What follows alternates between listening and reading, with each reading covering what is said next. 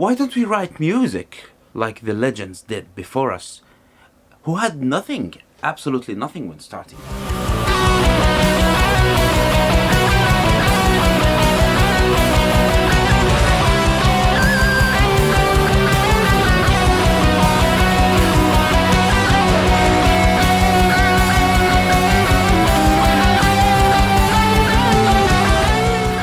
There's a question that's been boggling my mind for a while.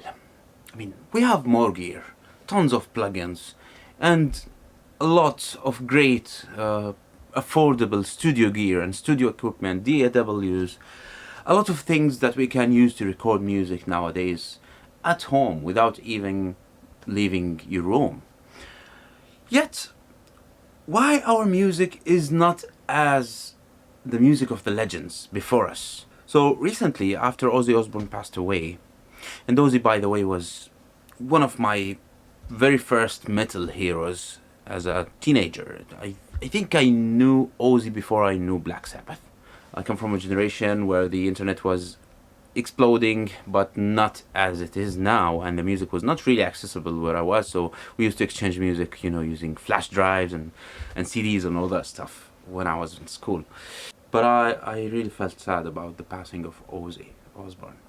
So anyway, I was watching a documentary about Black Sabbath the other day. One thing really caught my attention. When Black Sabbath started, Geezer Butler, the bassist, had actually no bass. He didn't have a bass guitar back then. And he was playing on some makeshift guitar or something that he tuned down and made it into a bass.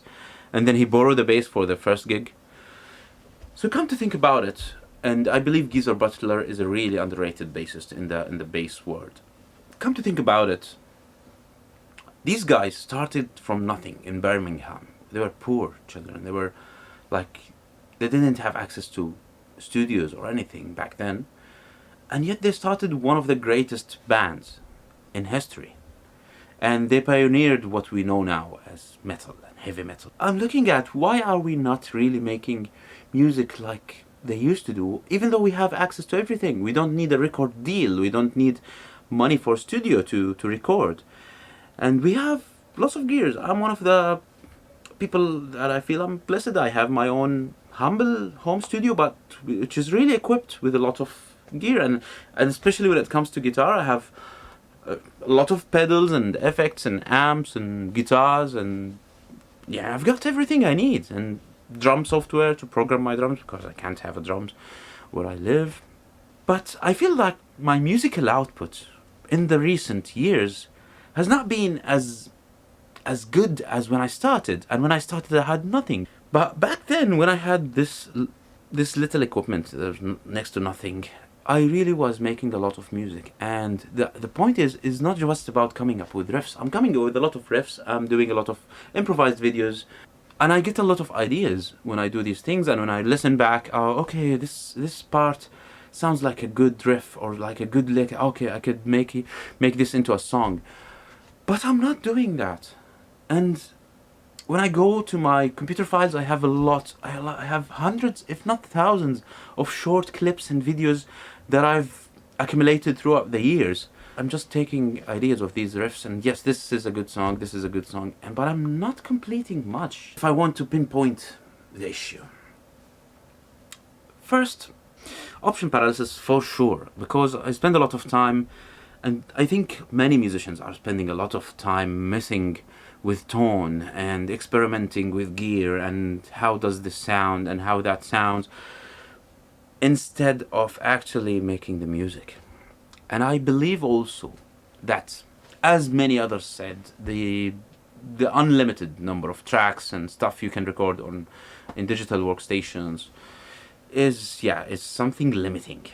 It's limiting to your creativity. You have unlimited tracks, unlimited edits, undos, but you have limited creativity because you don't feel the pressure, to push that. I have a limited number of tracks and I have a limited studio time. So this is making people not make great music, I guess. Again, there are great music. There are modern music that is amazing. I'm just saying from my own perspective, and many other musicians that I've talked to and known throughout the years, the musical output is getting less and less. So yeah, gear and option paralysis is the point. The other point is the attention economy, I would call it, which is now how the music industry is shaped and how social media is shaped. Like, if you focus on everything now, the attention span is going lower and lower. Songs are getting shorter, and if the song doesn't have a hook that starts in the first few seconds, everyone is just skipping to the next one. If it's on a video and it's not grabbing an attention, and whether in TikTok, Instagram Reels, or YouTube Shorts, nobody is giving a damn about these things. So the nature, the demographic of the culture these days, people don't have time to listen to music anymore, except in the background, when driving maybe. This is probably affecting the musicians themselves, because the musician is also a listener, and we are not listening to music as we did before. And you need to listen to a lot of music to make great music also, and you have all this beautiful interaction between what you listen to and your own creation and all of that. But it's not happening, unfortunately. Also, probably the third point, I would say, the access to digital world, to the digitalized world that we are in these days. I believe this actually made collaboration, although on the surface it looks, wow, you can collaborate with anyone in the world at any time, any day, thanks to the internet. But come to think about it, musicians are not gathering in the same place anymore to jam, to play their hearts out. I remember when I was in college and I had my first thrash metal band, and I was with my best friend who was with me in college also, and we were like spending weekends just jamming and coming up with ideas and recording stuff, and it was so much fun. These days you do the collaboration over the internet. You record the ref, send it to your drummer, the drummer plays or programs the drums if they cannot record the drums, and so on. It goes to the bassist, goes to the singer, and there is no real human to human interaction, like 3 or 5 dudes sitting in a room recording their hearts out. It's not happening anymore. And the last point I want to talk to, maybe we just get old and get busy with life and family and jobs, so we don't have the time to focus on being creative, on sitting for hours in the studio just playing our hearts and souls out and making the good music. And your responsibilities just grow exponentially. So yeah, I think it's the nature of life. All of these factors that I've mentioned, I think they really dim the hunger inside the artist to make the best music that they can, to go out and show the world what they are capable of, and make really memorable, remarkable music that lives on forever. That's why we have these artists from the 60s and 70s and even the 40s and 50s that we still remember and we still listen to these days. While if you look at nowadays songs, I mean, yes, a song will get trendy and it will get billions of streams, then it will disappear in a few weeks or a few months. While the legends, they are still there. We are still listening to them, generation after generation. So how do we fix this? Is there a solution for this?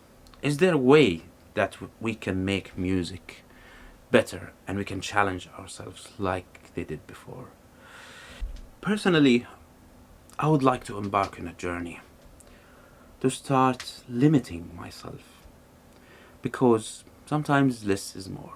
Sometimes limit is a virtue and limit is freeing. So I'm considering these things. Like, I've been working on my pedal board, upgrading, and I'm working on getting more studio gear and stuff. And don't get me wrong, I enjoy the music gear. I enjoy the music gear reviews and demos that I make here online, and all of them are non-sponsored so far. So I mean, I don't make any money out of this. It's just a hobby that I enjoy, showcasing pedals and amps and effects and stuff. But I need to get back to roots, I need to get back to roots and limit myself to maybe just focusing sometimes on just the music, just making the music. Not the tone chase, not the pedal board upgrade. But I think the idea is just, there are 3 things to address. Set limits to yourself. I'm gonna start doing that for me. just sit down at your desk or in your studio and start recording, compose and record. The second thing is that I feel is really important is for us musicians to get back to collaborating face to face with other musicians, jamming with musicians, you know, having a cup of coffee with another musician and just jamming together, and focusing really on the music, on the joy of making the music, not on the streaming, not on the performance, not on the sales, not on all that content. Now the mic is yours. Let me know down in the comments below. Do you think we'll ever see new music emerging that will become legendary, like the music of the past that we know? And let me know what do you think about all the things that I've discussed and your own points of view of why the legends didn't have anything but made legendary music while we have everything and we're not making so legendary music. If you stayed with me until this moment, thank you very much for watching. And if you enjoy this type of content, please check out my channel, check out my music. It's all on YouTube here and on other streaming platforms except Spotify, and I'm also on Bandcamp. And please consider subscribing to this channel and like and share this video if you enjoyed it. Until next time, stay true, enjoy the music, enjoy the journey, and see you soon. Cheers.